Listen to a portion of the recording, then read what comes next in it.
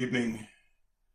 Hey, this is John, and we're here for our S.T.R.I.V.E session, a weekly S.T.R.I.V.E session. Strategies to remain informed, strategies to remain victorious, strategies to remain empowered. I pray that you've had a great start for this week. I pray that things are looking better for you than anything that you could have imagined. I'm guessing that many of you probably spent some time today looking at the inauguration. So we do want to congratulate and celebrate the 46th president of the United States of America. These United States of America and the team, the vice president, and all those newly appointed, newly elected officials. This is our land. This is America.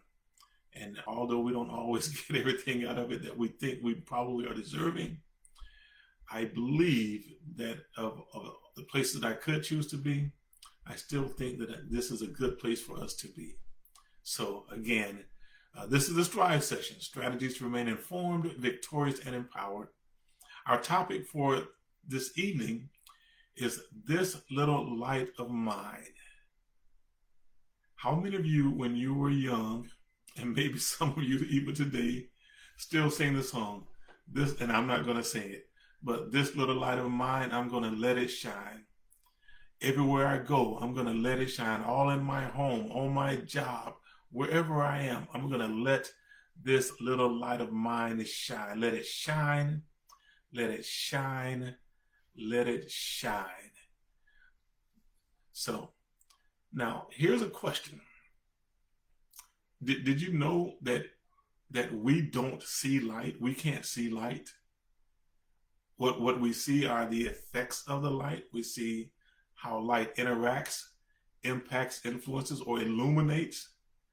In other words, we see what light does to other objects, but we don't see light. There was a time when Christ was talking to his disciples. He said, I am the light of the world. And then later on, he will go on to say that we are the light of the world. In other words, he was saying that we are to let our light shine so that it will bring glory to the Father, that it would illuminate the goodness of our Heavenly Father. Now, Edith Wharton, and I heard this quote, oh wow, I don't even know how long ago it was.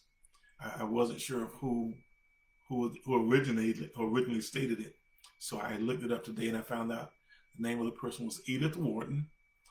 I heard it first, I think, with Stephen Covey. But Edith Wharton said there's two ways of spreading light. We can be the candle, or we can be the mirror that reflects the candle, that reflects the light. I believe that you get greater benefit not from being the candle. You get greater benefit from being the reflection that helps us spread the light out so that others too, even from a farther distance away from the candle, can still get some benefit of the light. Tell me if you've heard this one before. I think this one I heard from John Maxwell also. Again, I don't know if he was the originator of the quote, but he said that there are two ways that people brighten up a room. Some people brighten up the room when they come into the room. Some people brighten up the room or lighten up the room when they leave it.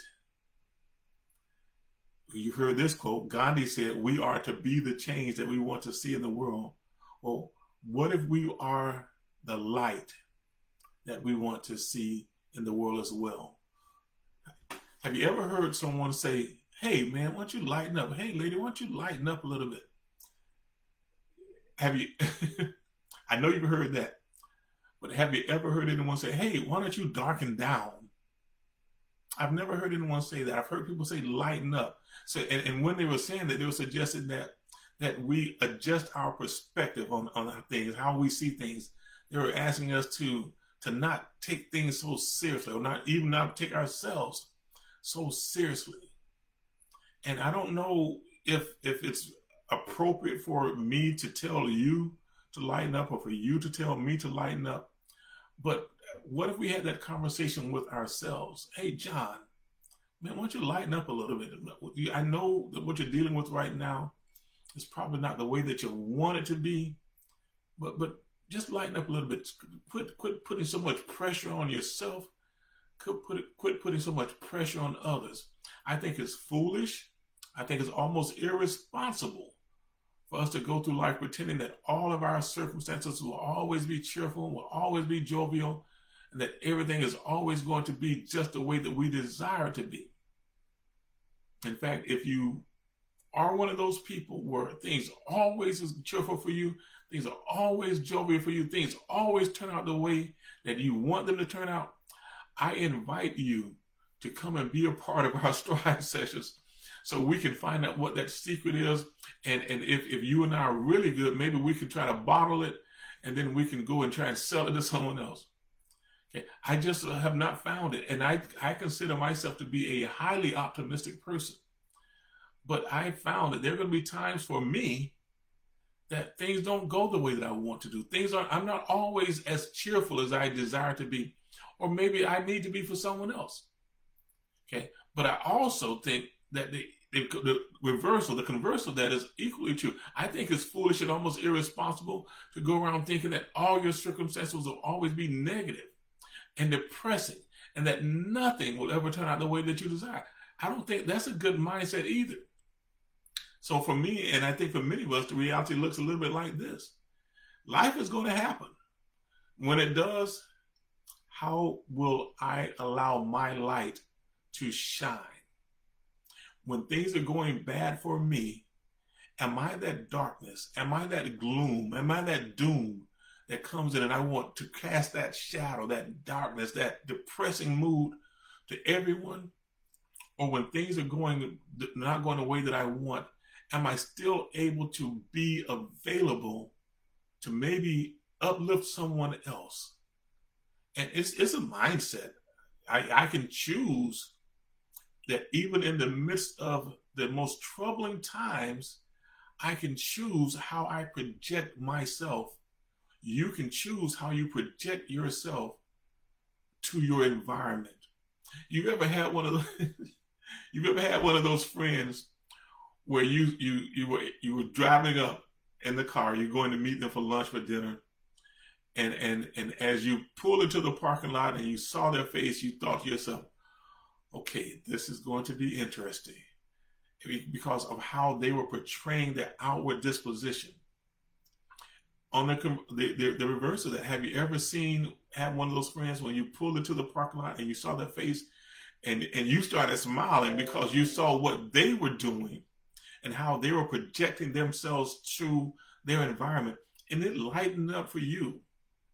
Okay. Just as there's a wide variety of people, there are also many different types of lights. And each light serves a unique function or purpose. And I believe that's true for us. I believe that each one of us has a unique function, a unique purpose, a unique call on our lives, and that we can impact people in different ways. You ever heard the phrase that you can be blinded by the light? I think somebody sung the song. I didn't look to see who sung that song, but blinded by the light. But we can be blinded by the light. We can be temporarily paralyzed. We can be that proverbial deer with our light, the headlights, just standing there. We don't know where to go. We don't know what to do. We're just paralyzed and frozen. You think about it. If you're in a pitch black setting, complete darkness, what is the one thing that most people want? Most people want light, right?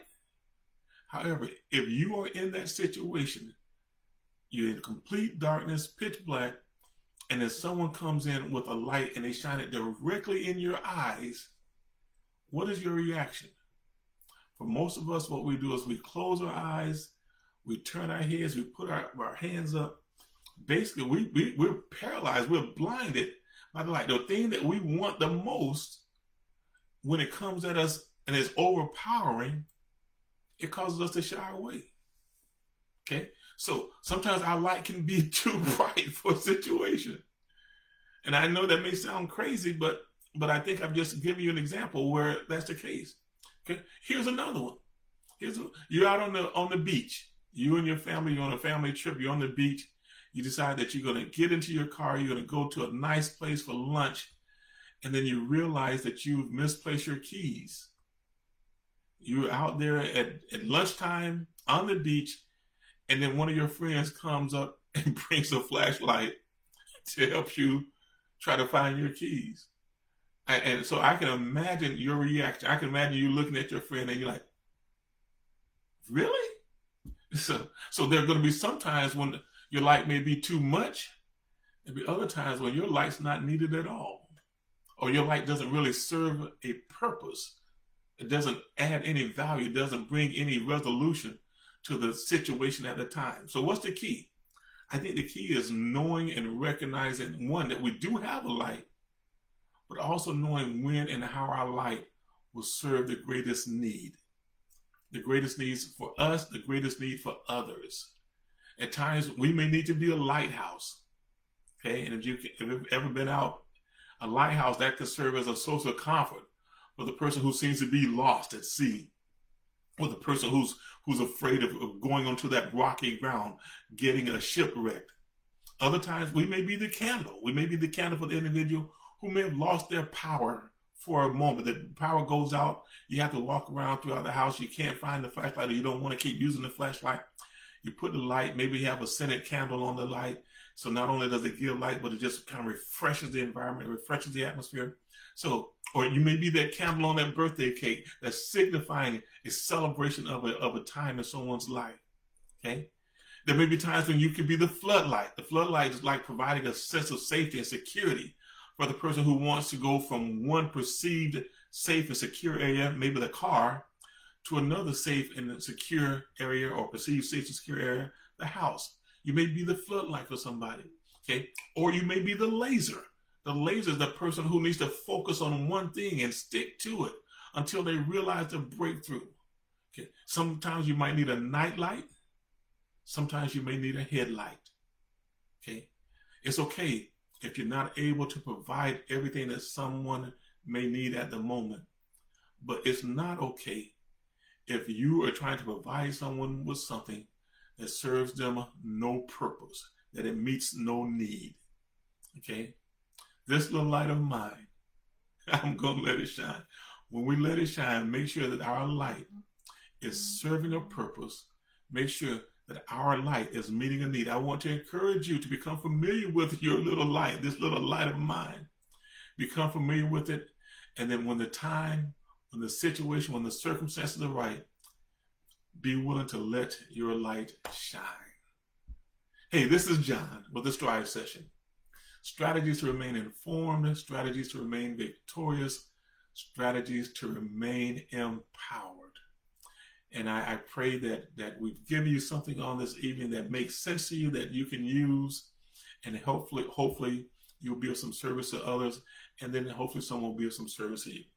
All right. Well, I close the way that I love to close. Again, this is Wednesday. We've been away for a week. If you've not had someone to come into your life and to affirm you, to remind you, to share with you how valuable you are.